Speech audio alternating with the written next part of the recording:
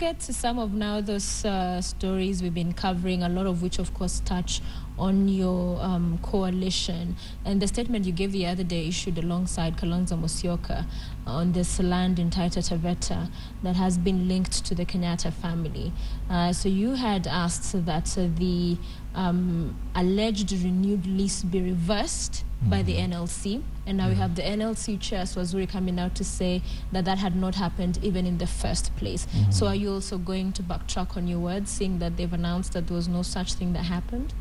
You know, there is something tragically wrong happening in the management of our land in this country. The land policy, the land management, the record keeping, and so on. Before I even come to the Taita Taveta, I can give you an example.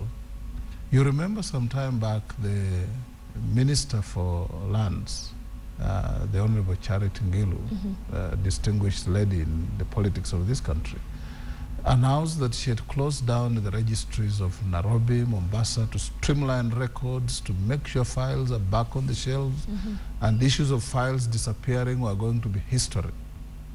A month later or so, she appears before a parliamentary committee when they were investigating the 134-acre carried land issue. And she startles everybody by saying she's not able to find the records of that land. So why had she closed down the registry? Ostensibly to streamline land records. And suddenly, a matter that had been in dispute and in public domain for 2 weeks, and she turns up and says she can't find the records.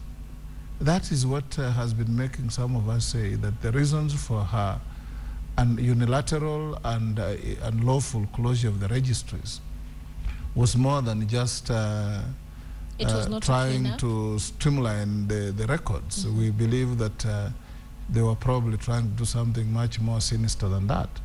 But come to the Taita Taveta land, which came as a collateral, as it were, to the Langata land grab, which is again a big issue for the last 2-3 weeks. The source of information that the lease had been renewed was the chairman of the National Land Commission.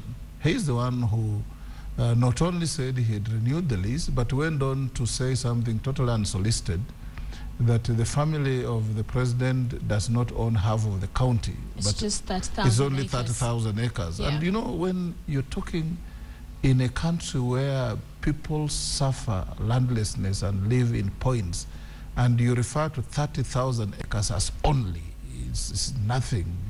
First, it was in very bad taste. Secondly, when a person of that level makes a statement of that magnitude, everybody is bound to believe him.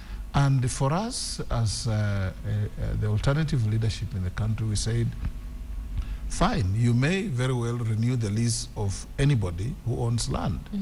But the new constitution has brought new values, new expectations, and new demands that when momentous decisions like this are made, public must participate. And I do know for a fact that the people of Taita Taveta County are extremely pissed with the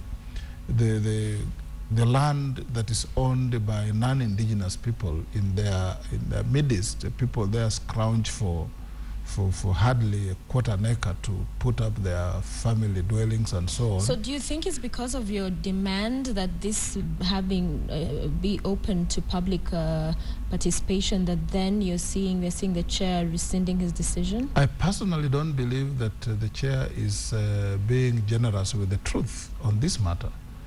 Because why did he say he had renewed the lease without anybody prompting him?